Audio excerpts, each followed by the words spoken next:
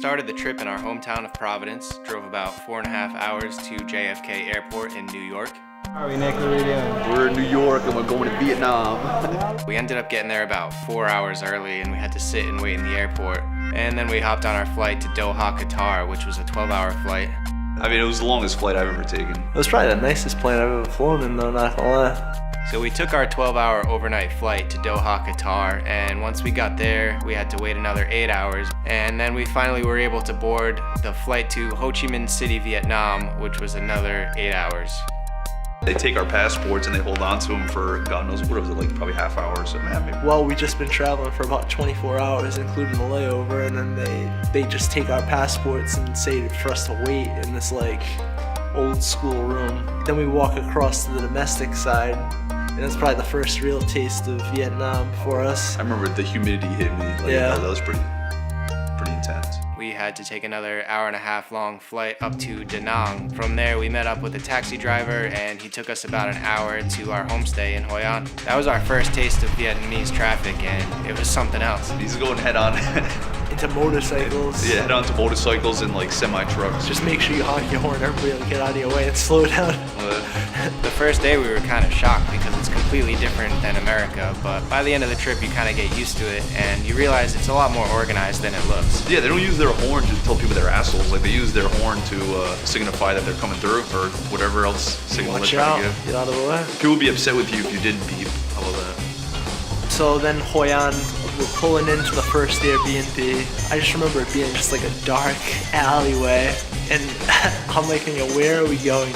Yeah, we've probably been awake for like 36 hours at this point, barely gotten any sleep. And we're just in this foreign country and this guy is taking us down what looks to be like an alleyway to us.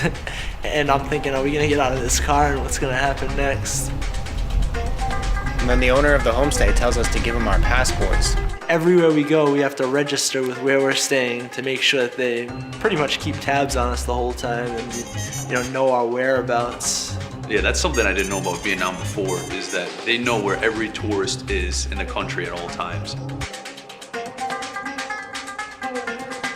To stay at that homestay every day, you had to do at least one cultural activity. Either making lanterns or pottery, or you can go snorkeling and ride a moped with someone. So the first day we went snorkeling. Yeah, the first day we went snorkeling. We had no idea before that we wanted to go snorkeling. We walked through what was a scary alleyway the night before, and during the day it's just beautiful. Everything opens up and it's just very scenic. We get on the bus and we stop at a few places to pick up other tourists, and then we finally get to where the boat's gonna launch. So we jump on the boat, and I remember they asked us where we wanted to sit in the boat, and it just seemed like the front was the right option. The right option for sure.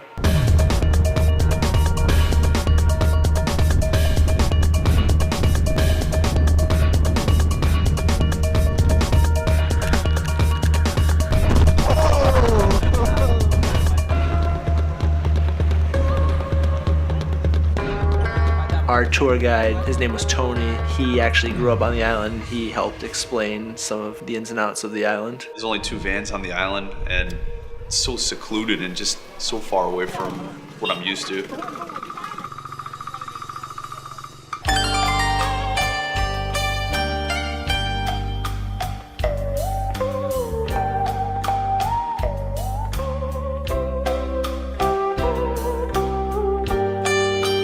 There was a storm a while ago, and it killed 9 people, wrecked 100 fishing boats, and then in '92 they put up that Buddha statue there, and ever since then there's been no storms like that.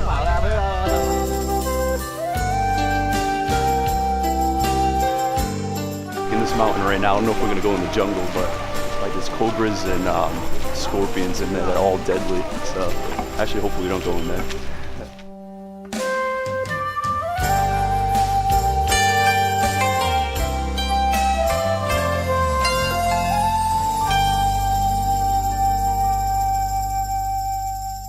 We're just kind of tying off to another boat.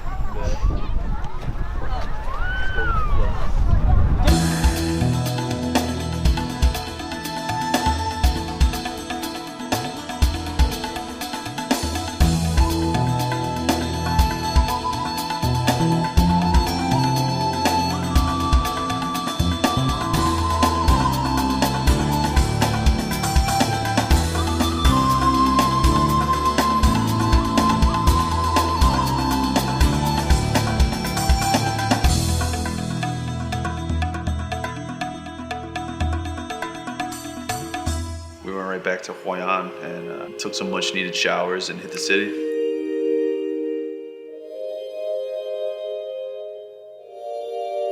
We're riding bikes through Vietnam right now. It's crazy. It was cool. It was a good way to get around. I remember you just have to watch out for the mopeds and everything. Like, you have to talk to your other people somehow because just the way they cut through each other and things. This is a pretty cool city though. There's a lot of action going on the street level.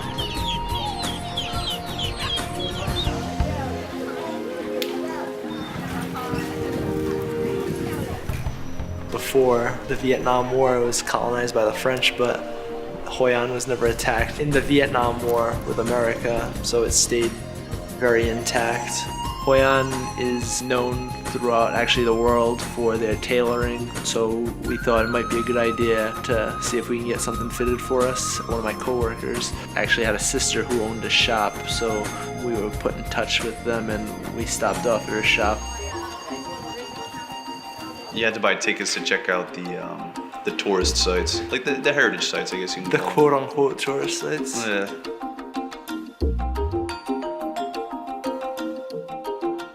I'm not really big into art, but I definitely appreciated a lot of the statues they had here. You could tell they were intricate and just took so much time to make. I remember the incense sticks that they had hanging from the ceiling.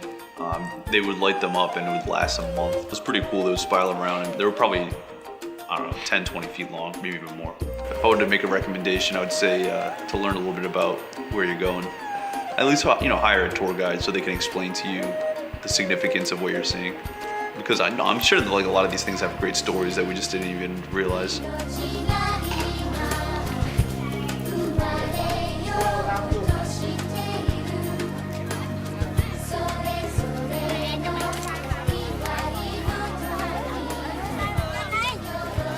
So the next day we drove back to Da Nang Airport where we would fly about an hour north to the capital city of Hanoi.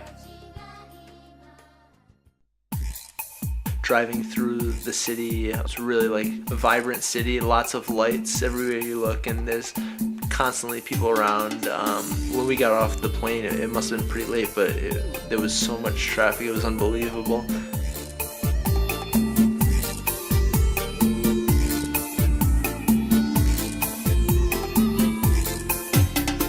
And then the taxi driver drops us off at the train station, which pretty much just looks like an empty warehouse with a few guys standing around. It just didn't seem like an official train station. This girl showed up and she looked official, I think. I mean, she looked like she was a teenager, honestly, but she grabbed our emails and she verified that it was us and gave us the tickets.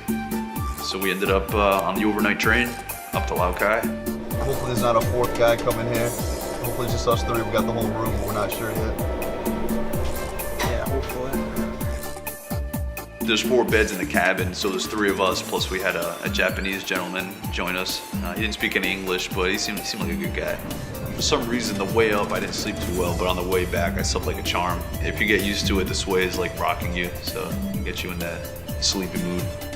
From the Lao Cai train station, it was about an hour ride to get to the village of Sapa.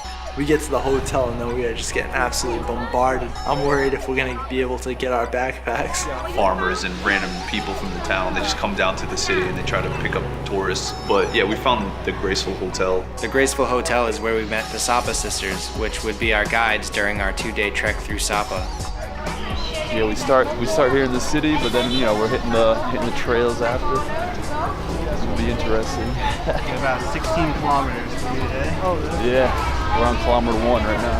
And as soon as we started walking, we just had these 2 random women following us the whole time. These were older women, they were probably in their 50s. With sandals, they were hiking up the mountain like With nobody's little business. flip-flops. Yeah. There's definitely some spots where there wasn't really a clear path to walk on. First, we wanted to go for like the hardest possible route, the route that was gonna show us like the coolest scenery. I mean, honestly, every route showed us good scenery, but I think it must have been probably like an hour in. Well, like, I think we've had enough. We want to go on the easy route. Costa had probably the heaviest backpack of all. He gets sick, and then the little tongue was carrying his like pack that probably weighed as much as him.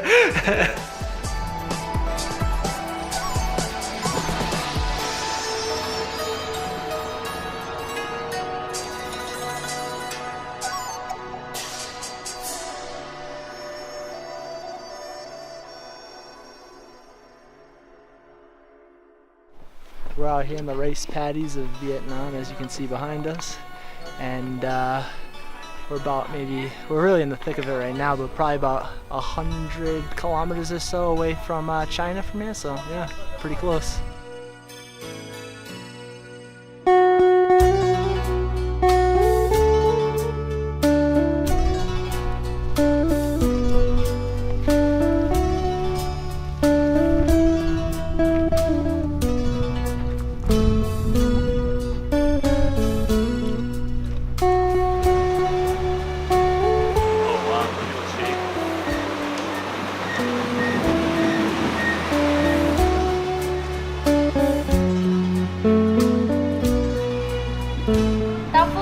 Tofu, chicken, spring roll, cabbage, and this is rice. How is it, Paulo? Delicious.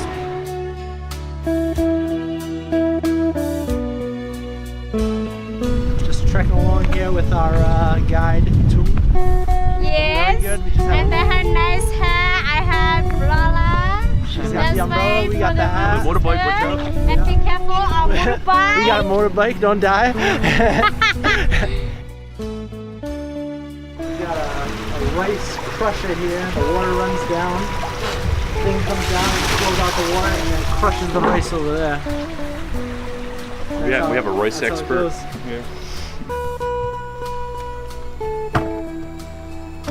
The prize for making it up through the hike was you get to stay at one of the locals' house. Which is very It was nice. a very nice house. It had probably about 20 beds or so.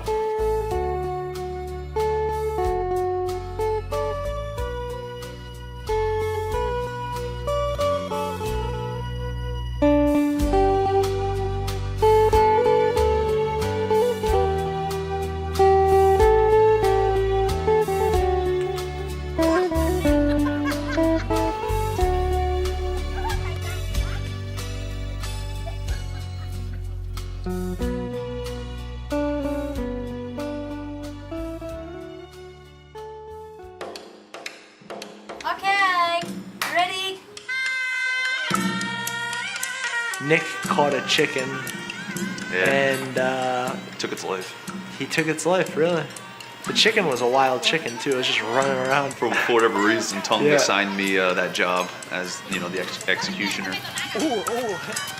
We were all chasing it down. There was probably like 4 or 5 of us. Finally, someone cornered it and was able to grab it. She brought the chicken over to the kitchen, and then, in the kitchen, they washed its neck or something and pulled its feathers off.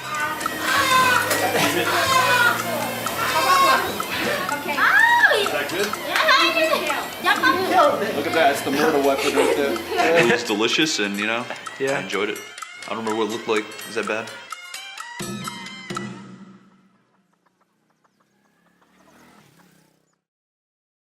We woke up the next day to an amazing view. We were refreshed and ready to go on our second day of hiking.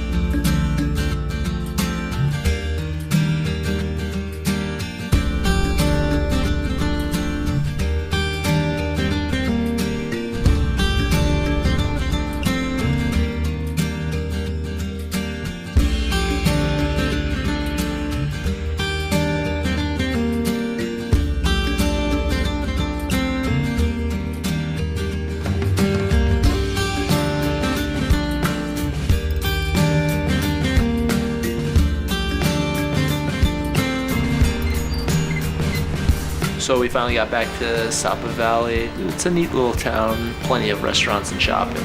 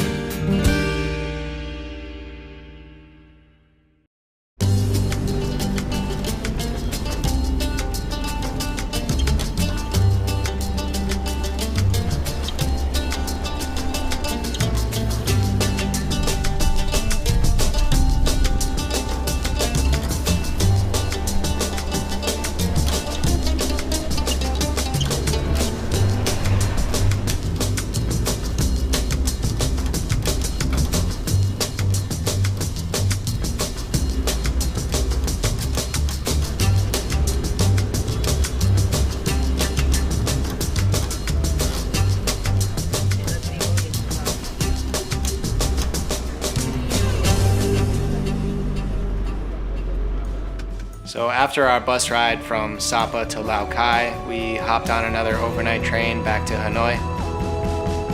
We get off the train, it's like 4 o'clock in the morning, it's still like pitch black out, but there's like a bunch of taxi drivers just waiting for us to get off the train. Yeah. From there we take a taxi to the place where we're going to catch a bus to go to Ha Long Bay, but everything's closed, so when he drops us off, he pretty much just drops us off in an alleyway. We're waiting for the hotel to open 5 o'clock in the morning.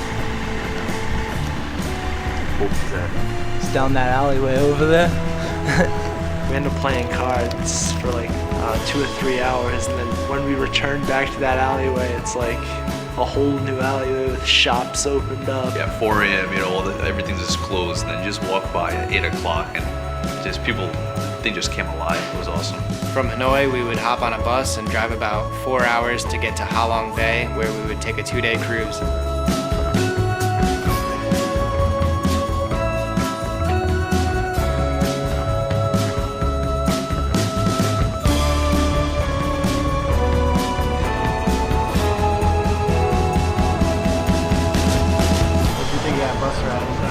It's incredible.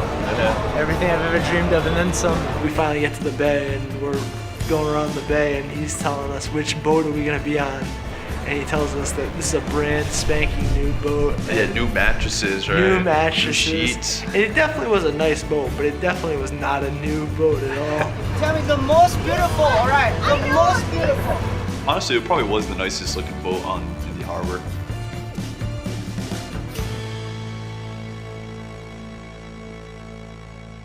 We're on a boat right now waiting to be taken over to the island where we're going to do some exploring in a cave, and it should be pretty interesting. We pull up to this limestone island, we get a little briefing from Tony on the outside, and then we get ready to explore the cave.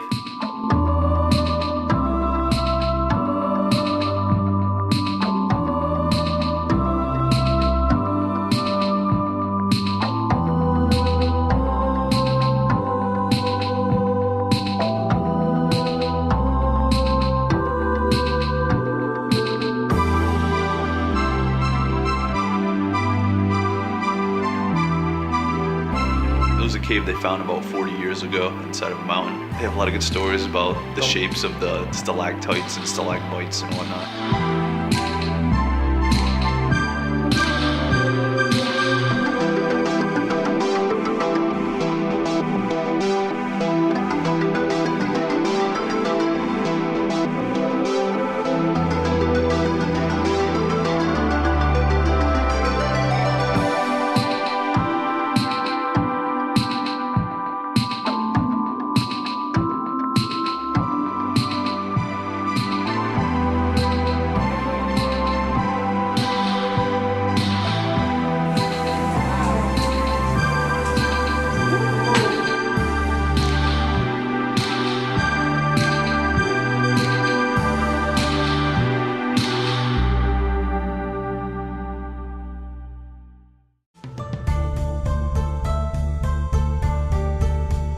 Nick and I got up really early the next morning to go kayaking and see the bay from a whole new perspective.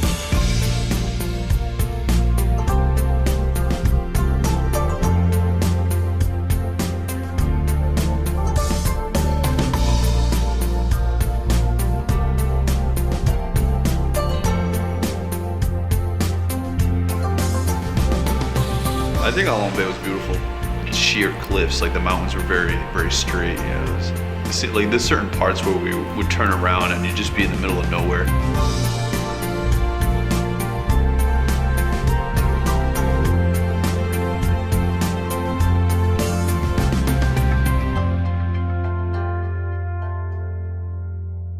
From Ha Long Bay, we took the 4-hour bus ride back to Hanoi, which was our final stop of the trip. We had a little bit of a rainy start in Hanoi, but we were able to get out and see some of the sights and, you know, kind of get acquainted with the city.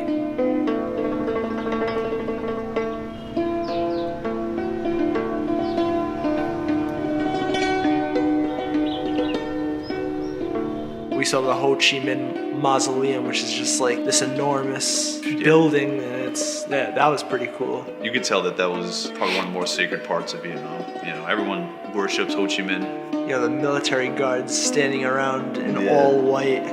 That was pretty cool. A couple serious, some serious looking people. You just see a bunch of communist flags flying around over there. I remember we were warned before going there to make sure that every taxi had a meter and it was like a verified taxi, all those things, like a certain couple of companies to go with. This guy just conveniently happened to be exactly where we wanted to get a taxi, so we jump in his cab. And if you looked at the meter while he was driving, You can see the meter moving way faster than the average meter. and then out of nowhere you'd just see it move a little quicker. It's just like he was probably hoping that we weren't looking at it, and then it was just click, click, click, click, click. The last site we really got to see was the Temple of Literature, which was where they had the Imperial Academy, which was actually Vietnam's first university.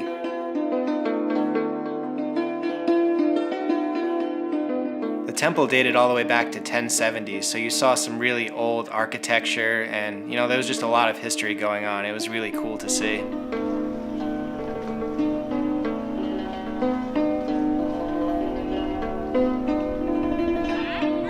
There was actually a graduation ceremony going on, which was a cool little cultural experience. It was a nice way to end our last day there. And after that, we just went back to the hotel, packed up all our stuff, and got ready to fly home. Overall, Vietnam was just an amazing experience. You get to see a whole new culture, a whole new way of life. You'd think as Americans, you go over there, maybe you're not treated as well because of the war or whatever, but that wasn't the case at all. Everyone was very welcoming. We were brought into homes, we were fed, and it makes you appreciate things a little more because you go over there and you see what they're living like, and they have a lot less than us, but yet they're still so positive and they're happy, and they're willing to talk to you. So it's just very inspirational, and overall it was one of the best experiences I've had in my life, and I can see myself going back in the future for sure.